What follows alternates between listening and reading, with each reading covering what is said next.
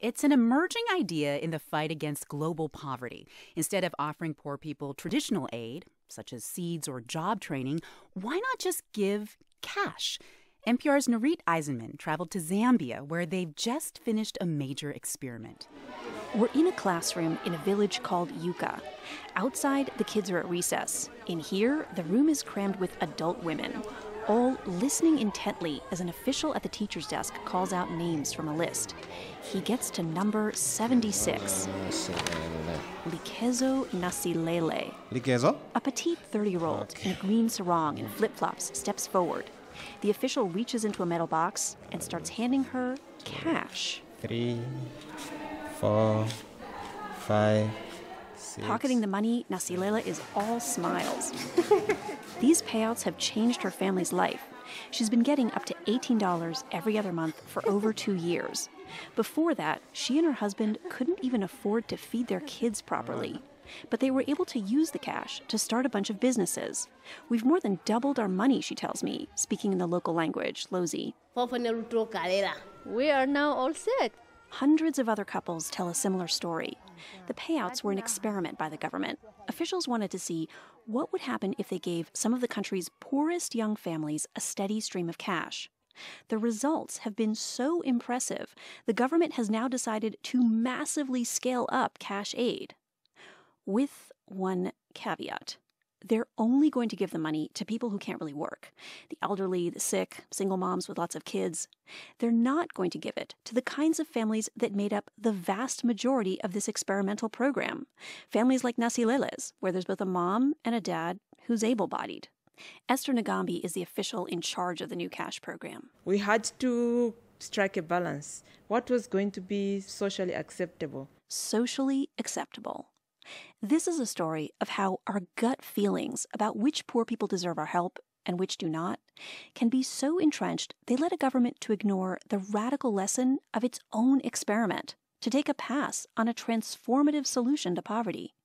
When the possibility of cash aid was first floated in Zambia, it seemed totally implausible. People would say, you're just putting money into a bottomless pit. The year was 2009. Researchers and donors were pushing the idea, but in Zambia, officials were wary of giving people money with no strings attached. Maybe they will use it for beer, and it won't be put to good use. And even if people didn't waste the money on vices, as soon as they spent it, wouldn't they be right back where they started, needing more? So officials settled on 2 pilot programs. The first gave the money to any mother of a young child, like Kezo Nasilele from the school. The second targeted people who couldn't work, the disabled, the elderly, and the government commissioned a study of these pilots. Ashu Honda conducted it. He's a professor at the University of North Carolina. He found that people didn't waste the money, but he notes that Zambian officials also insisted on checking that in fact the money is used not just responsibly, but actually productively. Are people able to invest it in ways that make them more money? Maybe even grow the wider economy? A few years later, when those results came in... Holy smoke, they were incredible. In both versions of the program, the recipients managed to boost their spending, which is effectively a measure of their income, by more than 50% over what the government had given them. That's head and shoulders above the returns from traditional aid. You know, I've sort of never seen impact so large in my life. And the young families, because they were able-bodied, achieved this by doing something remarkable. They became entrepreneurial. Is it those huts over there or even further? I get a feel for this when I walk home with Nasilele to meet her husband and 4 kids. They live in a round hut made of sticks and mud. Before the cash program, the couple mostly worked day jobs in construction, pulling in about $30 a month. Not even enough to cover basics, says Nasilele. Soap, shoes, food. We would have only 1 meal a day. And her husband, Chipopa Leone, says he had an idea for how to make more money. A business to sell mats. Read mats. He pulls one of the mats out to show me. It's about 6 feet by 10, woven from the reeds that grow in the marshes around here. People use them to sit on as fences, walls for their homes. In this area, they only sell for like 30 cents. But Leone thought if he could buy up a bunch, rent a canoe, and paddle them across the marshes to this big town, he could probably sell them for much more. I figured we would need about $120. So when the couple found out Nasilele was going to get the government payments, they decided to save every penny for a mat business. It took more than a year.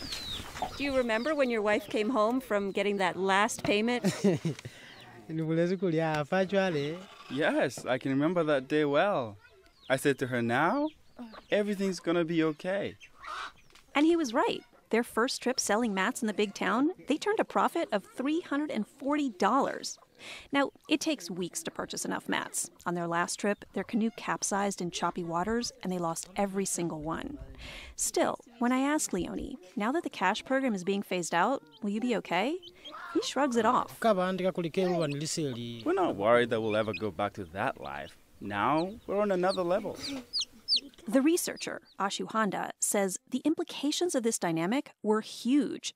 40% of Zambia's population is extremely poor. Here was a way to help them graduate out of poverty. That seems to be, in some sense, the magic bullet, like this is it.